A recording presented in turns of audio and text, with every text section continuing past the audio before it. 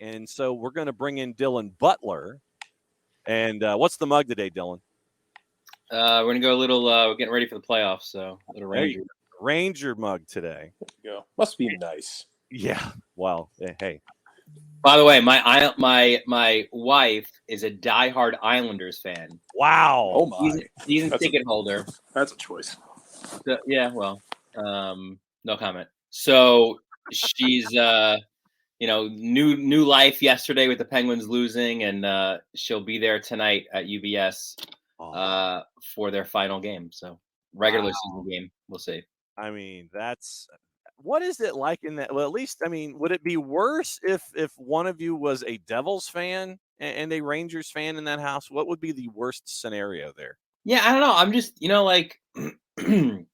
I feel like she's got more of a hatred for my team than I do for hers.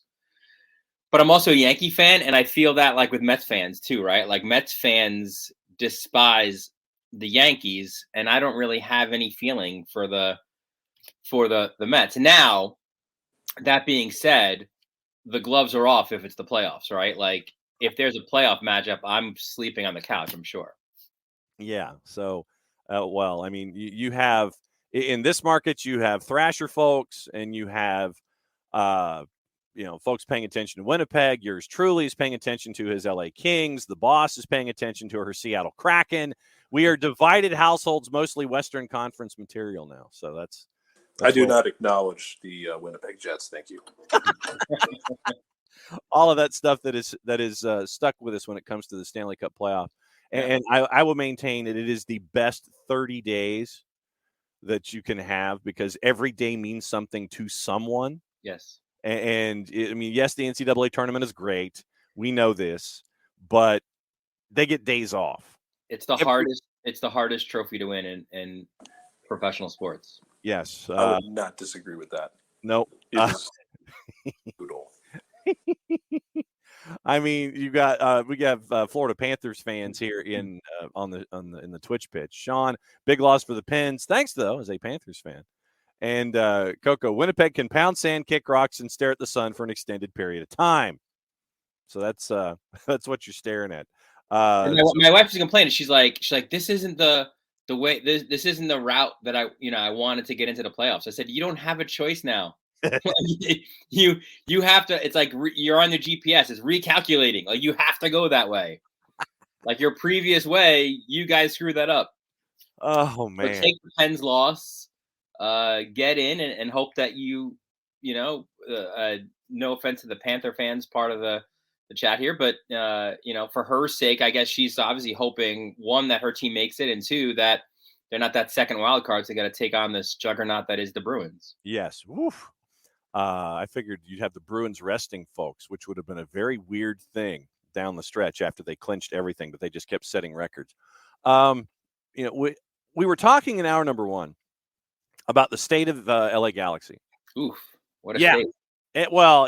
And a lot of folks were saying that Greg Vanney is number one on the hot seat. They were laughing at the Chris Klein letter.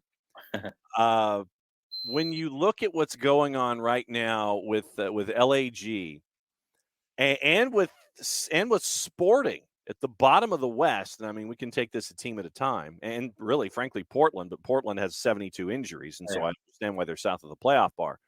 But right now, LAG you do feel for Eric Williamson, man, like so bad. Yep, I mean he worked his way back from the knee injury and got back and was on the cusp of the national team there for a while, and another one. What is it? The second in 20 months, right? Which is it's brutal. Yep. And sorry, I digress. No, nothing wrong with digressing. I mean, that's fine. It's part of what we're doing here because that's what Wall Pass Wednesdays are all about. We are the human definition of digression on Wednesday. LAG are a mess and a half, and the two red cards against Houston seem to be memes and gifs now of all of their own, and the personification of what seems to be wrong with LAG. When you look at LAG, how bad is it right now? It is about as bad a dumpster fire as you can get at this time of the year, right? And what's what's a fun sort of look at it. Fun, obviously, because we don't have the fandom of the Galaxy. Not fun if you are a Galaxy fan, but just look at do a split screen, right, of the Galaxy and LAFC heading into the first El Tráfico, right? Like, you could not have two teams that somehow share the same city in complete polar opposite directions right now, right? Like, LAFC on one hand, holy smoke, are they humming, right? Like, there is no traffic for them, right? That's just like, all the lanes are free on the freeway. Let's go. 3-0 wins abound for them, it feels like, right? Whether it's Champions League or regular season, you're getting hat tricks. I laughed last night. I was on the MLS desk last night, and like, think about it too, right? Like, you make a major signing in the offseason of a guy that was heralded as one of the top European young players, right? In Steep, right? That's how I pronounce it, right? Steep? Yeah. Steep Buke. Steep Buke. And you get to just utilize him, off the bench, in a Champions League game, right? Like, yeah. Sifu was like your guy. Like, he was the hot dude who was gonna go to Europe this summer, right? Now Timothy Tillman comes in, takes his place, and now Sifu comes off the bench. Oh, and by the way, scores a banger. Like, it doesn't seem fair. So you've got that one side, and of course what they did last year, winning the MLS Cup Shield double, and now here are the Galaxy, right? The once proud Galaxy. They're like the beat up sort of '89 Camaro. Like, it was great at one point, right? Like, you needed to keep up the repairs on it, and keep up the body work, and you just didn't. So it's kind of rusted right now, and it once was the great car, but not so much now. And it's up on blocks in the front yard. yeah, just kind of like an eyesore for the neighbors. Like, are you doing something with that car, or like, you gonna maybe sell it for parts?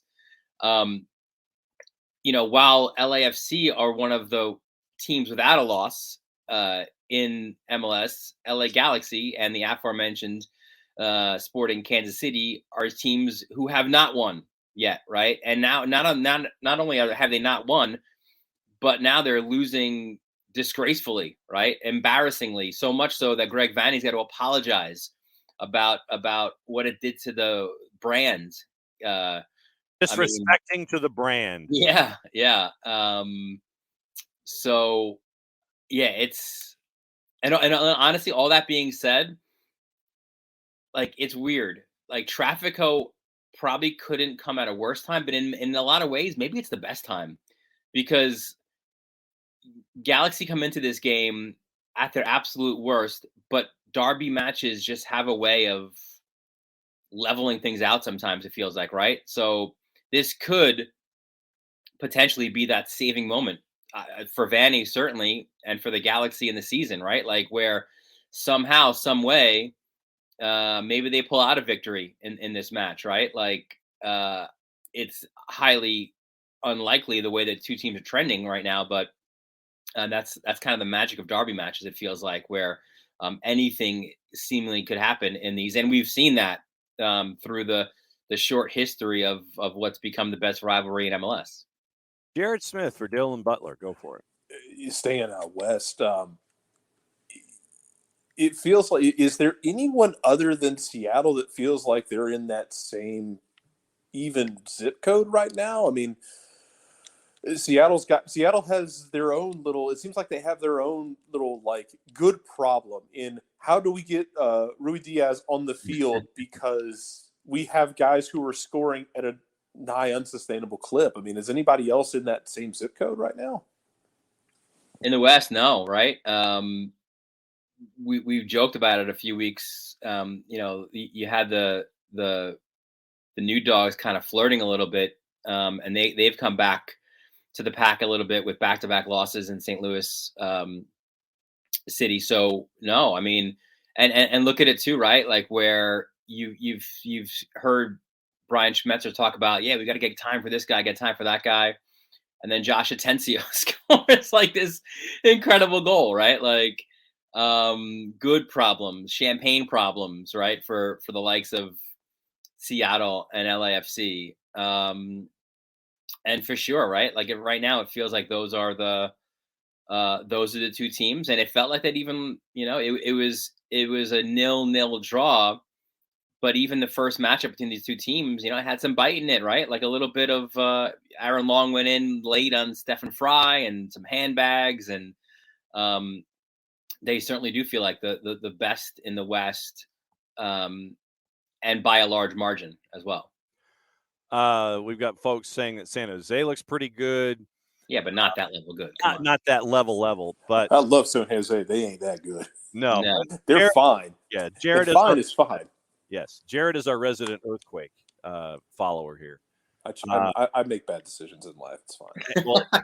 Well, and we mentioned LAG and we mentioned everybody at the top. Sporting, for me, are they worse? Are they just as bad? Is there light again come the transfer window like there was last year?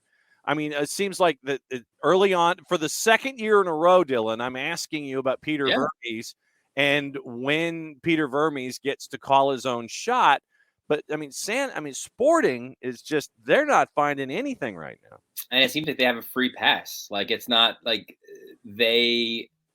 I don't know if it's, because of where they are geographically, maybe there isn't pressure. I don't know. Like, it just feels like they can be bad now for a couple of years, and not that everybody's okay with it, right? But there doesn't seem to be any repercussions for it. Yeah, no, they're not. And I think this goes back even a few years. Like if you don't get roster rotation right, if you don't like they if you remember too, like they were returning so many of their older guys. Yeah. Like a Graham Zusi, re-signing him, and he was like, 48 years old. And at the time, we're like, why? That doesn't seem to make sense, right? Like Jalen Lindsey, you let go and go to Charlotte, right? And you re-sign a Graham. That was one that I didn't understand. The center backs they haven't gotten right. It feels like since Ike Opara. They've struggled in that position. So a lot of and similar to LA Galaxy, right? A lot of the roster decisions seem to not be going right. Now, I think the lifeline that you have for them, or the hope at least, was the way they ended last season. You're like, well, you know what? They make they bring in Agata, like he looks great. Can he continue this? Maybe now a full season ahead. You get some of these guys back from injury.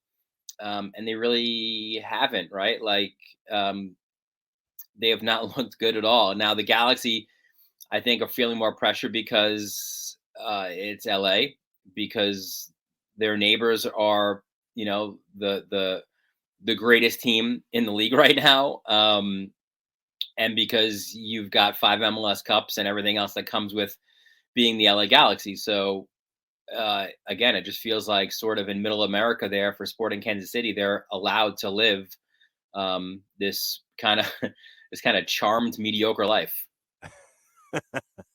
Oh, wow. I mean, you're not wrong in this right now. And so, am I coming too hot with the takes today? Is that no such thing. No such thing. Jarrett, go for it. Yeah, you talked about him a little bit, but St. Louis City, it's kind of coming back down to earth, but it kind of feels like it's just maybe that I know it's we joke about calling it the energy drink soccer thing sometimes, but like kind of feels like it might be just that energy drink style of it hits the ground running, it looks unbeatable, then it kind of lulls for a bit and it'll kind of go back and forth. I mean, personally, I feel like there's not a lot to worry about with them. I wanted to get your opinion on it's a young team. Yeah, I mean, look, it's we knew that this would come at some point. Like even if they had beaten Minnesota, we were figuring the loss would come to Seattle, right? Like so, it was going to be a difference of a week, really, for their run to come to an end. But I think you're seeing a couple different things. I think you're seeing, Minnesota by switching to a two striker system, they won a lot more of the second balls, right? And that's a big part of energy drink soccer is winning those second balls and having a numerical advantage. And it's not just about pressing high and running around like lunatics. Like it's also about having that numerical advantage. And they didn't have that, and Minnesota won a lot of those second duels. And now instead of defending going forward, St. Louis was defending going backwards, right? Like instead of attacking the goal as you're defending.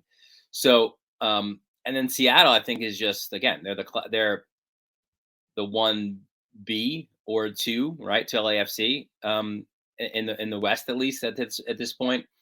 So I think this week will be interesting too for St. Louis, right? Like, will it be 3 losses in a row, right? Like, is it now really sort of regressing to the mean for them, or do they find a way to pull a result and everyone getting back excited about them? So I wouldn't say that I'm worried, but there is ways to play against that. And look, famously, Atlanta did it to perfection in that first leg against the Red Bulls, right? In the semifinals, where a team that under Tata, well, continuing still, but then under Tata played out of the back and built from the back, bypassed that, right? And just lumped balls up to the midfield. And now you made the point of confrontation back out to midfield, right? Instead of in your own defensive third. So it was a masterclass tactically that obviously worked greatly in that first leg and helped them advance to the cup final. All right. So since we're talking energy drink soccer, we haven't had the chance to talk to you about energy drink soccer, specifically inside Harrison, New Jersey, and all of the just craziness that has been going on there. Since the events have happened, we have now gotten a statement from Van Zier, and he is stepping away. As you have had the chance to look at the 21 minutes added, everything that's happened inside the match in and of itself, video without audio where we're trying to figure out what may or may not have been said, and the audio that was picked up between Luchi Gonzalez and Gerhard Struber, where Luchi is trying to encourage the removal of a player on a parabolic microphone, and it happened, I think, 15 minutes after the fact. What is the vibe up there right now about what is going on in Harrison, New Jersey, and what does your gut tell you about where things go going forward? I mean, I think there's a lot going back. So their fan base in general, it was not a happy fan base that entered the season, right? Like, and it's kind of perennially been this, like, we don't spend money, and it's true. Like, we're not spending money, and they've got a lot to complain about. They have for years. It feels like the greatest thing they have going for them is their stadium, right? Like, which is amazing. It's an awesome venue. But so then you bring in Van Zier, so you spent money on him. I don't. It's now they're upset again because of this, and it's 100% rightfully so, right? Mm-hmm. Like, there is, I think if you were watching MLS 360 as I was on Saturday, you heard an impassioned plea from Sasha Kleshkin and Bradley Wright Phillips, former Red Bulls players,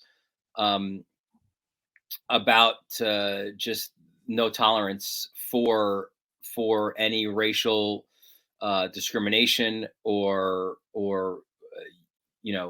verbal abuse of the sort. Mm-hmm. So certainly it's a bad look on the player.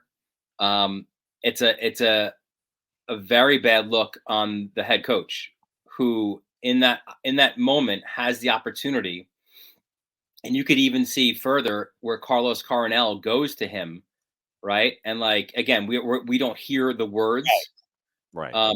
but Coronel goes like this, like seemingly to me that's like get him off, like enough, get him out of here, and then Struber sort of like just go back to your goal, like shushes them away. It seems like so. Yeah, and this is part of the what we don't know part because 100%.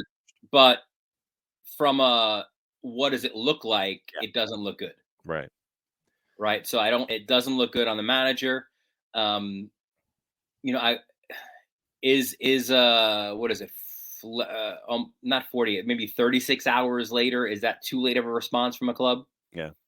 They put out 3 separate statements from the club, from Van Zier, from Struber.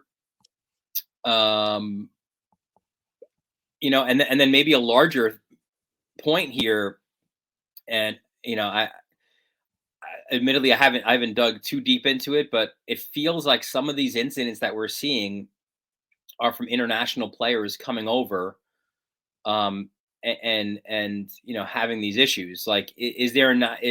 I think maybe from a league-wide standpoint, maybe as these players come into the league right away, maybe there should be like, this is our stance. Like, there is zero tolerance for this sort of a thing in our league. Maybe just an understanding, I guess, because we've seen it, unfortunately, whether it's Serie A, other leagues in Europe, right? Like, it's rampant, sadly, among the fans, among some players as well. So, now, as far as Van Zier goes, I saw Coco commenting. I mean, it's right now. It's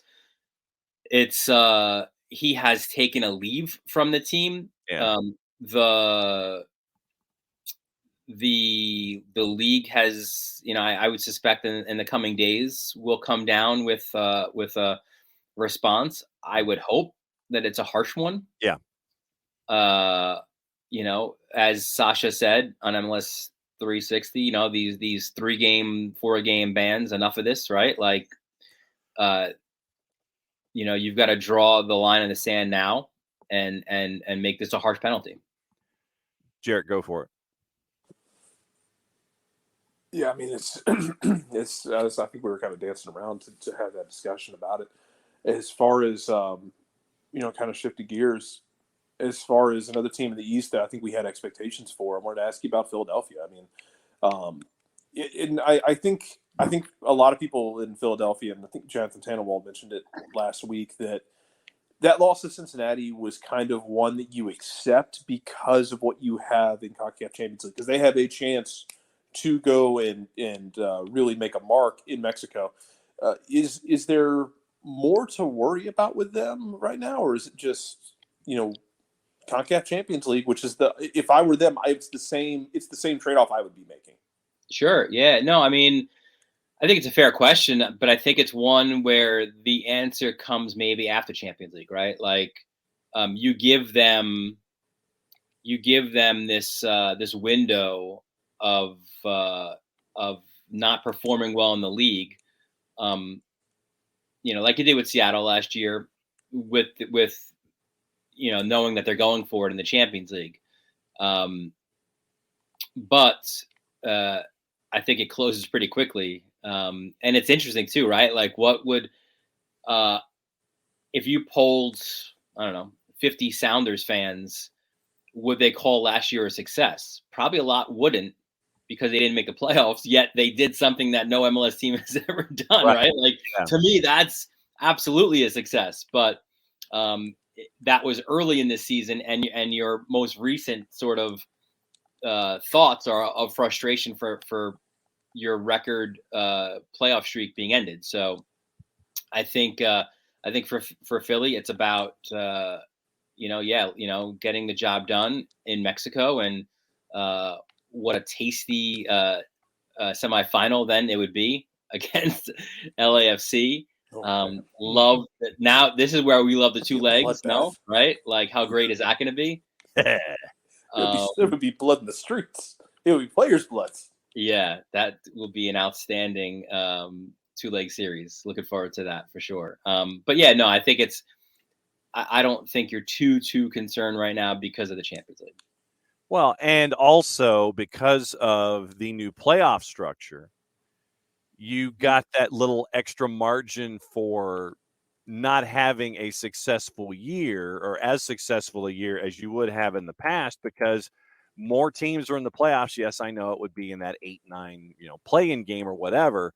But I mean, right now, honestly, legitimately, we're not even to the quarter pole, and Philadelphia is only 1 point out of the playoffs. Yeah. So you're right there below the playoff bar. You're in 10th. Toronto ain't all that.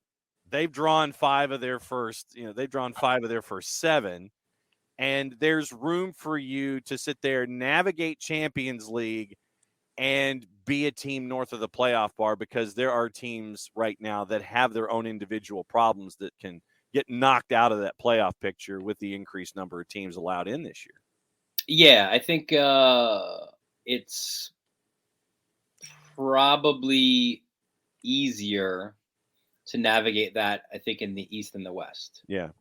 Right? Like, just sort of looking at the landscape, and especially with St. Louis City sort of getting out to their hot start.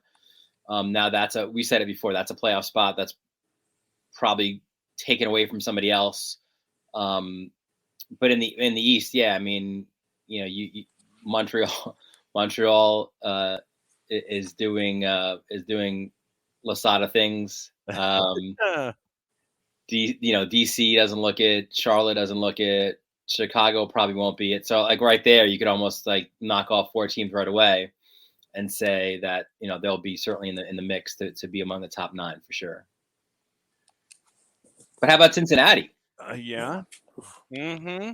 Right? Like, it's funny because, I'm not calling you out, Jared, but it's funny because no, seriously. No, go for it. But like a lot of the narrative off of that game was like, oh, Philly, like, what's wrong, Philly? Like, oh, I get you rotated. But I think Cincinnati kind of, and it's not just in this one game, but maybe they haven't got enough respect for what they've done early in this season, right? Like, I mean, talk about, more than energy drink soccer, but like, nicking 1-0 results left and right. And that's been an incredible growth for that club, right? From 3-time wooden spoons to now competing for the silverware, right? So that's my cheap plug way of saying this is my next story on OSDB. There you go. OSDBSports.com on Monday. Just a deep dive into how and why that they've been able to seemingly so quickly just turn things around. And obviously it sort of begins with 2 Philly guys, right? Chris Albright and Pat Noonan, really riding the ship in a fast way. No, I don't disagree at all. I'm glad you bring it up though, because I feel like it would have been really easy and lazy to suggest that Cincinnati was, like, last year might have been a flash in the pan, kind of like what Colorado had when they did so well in the West a couple of years ago. And it feels like Colorado's stabilized a bit this year, but last year was disappointing coming off of what was 2021. And it feels like Cincinnati is here to stay. And you talk about nicking these 1-0 wins. For me, personally, it's as impressive as anything, because we know they can go out and have those offensive explosions with Lucho and with Brandon Vasquez and Brenner. But to show the fight and to be able to go win those hard, ugly games is a different element that I'm really impressed with. I'm glad you brought them up. And that's how you win playoff games, right? Like, that's exactly the formula, right? You're not winning these beautiful, free-flowing 4-3 games. Like, it is get down, like bare bones, get your knuckles dirty, let's go. And that's how you win playoff games 1-0. All right, so what's going on with you at MLSsoccer.com, since you did the excellent plug for OSDB Sports? just more of the same, It's a busy weekend, some fun matchups. So we'll be on the desk there, and then on the desk as well on Sunday for it's my favorite. I feel like, like there's so many cool rivalries / derbies in MLS. I've been part of a lot of them. The Hudson River Derby here. A lot of fun matchups, but for me, it's El Trafico is the one. I know. I don't even know if Jason's watching this right now, but he cringes every time we say the El name. Trafico. We say it to him constantly. Don't feel bad. I like to make him feel bad about this. It's good. You want him to be what's the especially in energy soccer. You want what is it? You want to feel. You want someone to feel comfortable feeling uncomfortable. Yes. Right? Yeah, absolutely. I want Jason to suffer through the naming of this series. Hey, I mean, it's El Trafico, but we could also be talking about Chattanooga Red Wolves and one Knoxville SC in League One, where they have the Smoky Mountain Smackdown. Hey man, we had a cup set last night. Don't forget. That's true. We did. We've had cup sets. There's nothing wrong with cup sets. Dylan, my friend, great to have you on as always. And we will catch up with you with what happens with the continuing saga of energy drink soccer on and off the pitch and El Trafico and all that kind of stuff. We'll catch up with you again next week, my friend. All right, boys.